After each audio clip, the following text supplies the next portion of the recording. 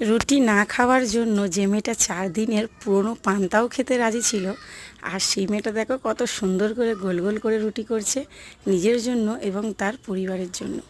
সময় মানুষকে কত কিছু শিখিয়ে দেয়, আর পরিস্থিতি শিখতে বাধ্যও করে। আমার জীবনীটাও ঠিক এই রকম ছিল।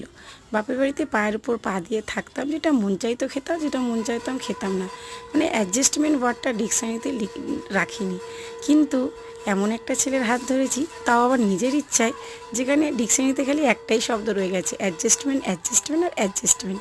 কিছু করার নেই বন্ধুরা, নিজের সুখের সবসময় নিজের ভালো থাকার থেকে সামনের জনের ভালো থাকাটা যদি ইম্পর্টেন্ট দাও, তাহলে দেবে একটা সময় তুমিও ভালো থাকবে।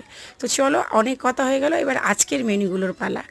আজকে করেছি গরম ভাত, শনিবারের মেনু, গরম গরম রুটি ফুলকো ফুলকো, সাথে রয়েছে পটল ভাজা, আলু ভাজা, আর একটা করেছি বিয়ে স্টাইলের তরকারি, সেটা হলো পেঁপে আলু সোয়াবিন দিয়ে। তোমরা কেউ কোনোদিন করেছো?